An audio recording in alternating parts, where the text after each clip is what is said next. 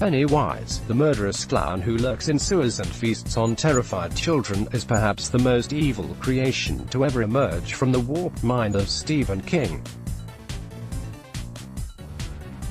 But the director of the record-breaking, two-part film adaptation of It has controversially claimed that King's horrifying invention shares a lot in common with a real-life figure, President Donald Trump.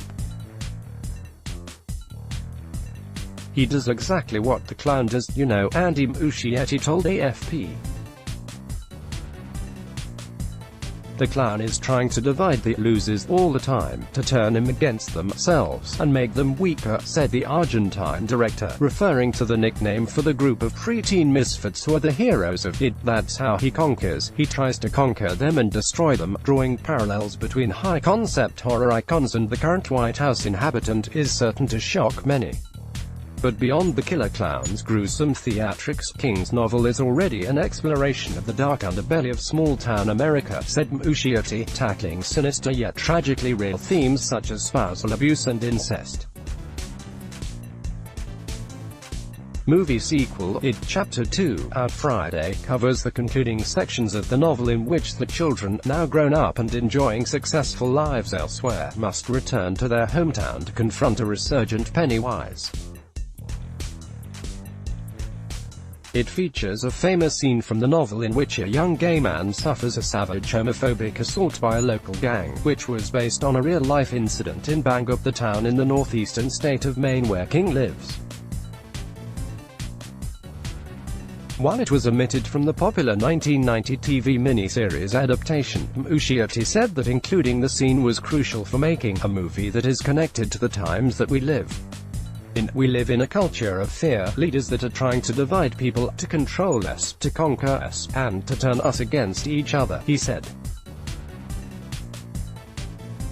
The performance of the first It movie at box offices in 2017 leaves no doubt that the franchise resonates today with audiences more than 3 decades on from King's novel.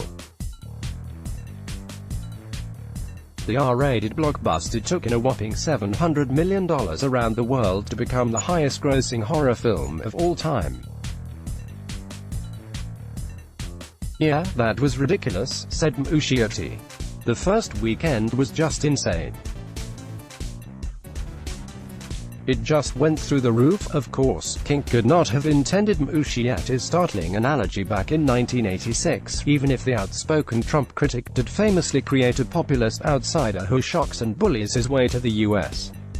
presidency in his prescient 1979 novel, The Dead Zone. But according to Muschietti, the horror master was nothing but supportive of the direction of his film adaptations, to the point of making a cameo appearance in the sequel. "He's very respectful of adaptations. It was I who actually reached out to him," said Muschietti, who showed King the sequel's script ahead of filming. "I really wanted to include him, at least from an opinion standpoint. But he liked the first one so much and he liked the script of the second one so much that he didn't really have much to change." It is a far cry from the famous rift between King and Stanley Kubrick, who adapted his novel, The Shining, into a 1980 movie widely seen as a genre masterpiece, but reviled by its original author for its departures from his plot. "That was a long time ago," said Muschietti, adding, "He felt insulted, but he's changed so much since. I think he learned to embrace the idea that the adaptation is a different beast." Muschietti said his own craftsmanship has come a long way from his 2013 breakthrough film, Mama, which, like It Too, was produced by his sister Barbara and starred Jessica Chastain. "I learned to relax a little more and enjoy the process, which is something I didn't do in my first movie, understandably, I guess," said Muschietti.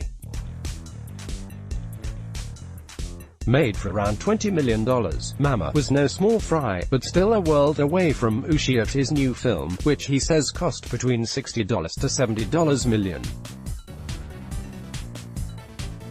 Some are predicting even higher box office returns this time around, potentially approaching the $1 billion mark, and Muschietti admits the pressure is on.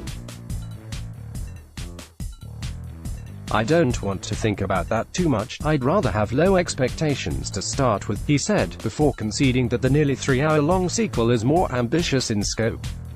It's bigger, it's a longer, richer story, it's a little more intense in every box, it's a bit of a stab in the heart. Copyright 2019 AFP. Let's block ads.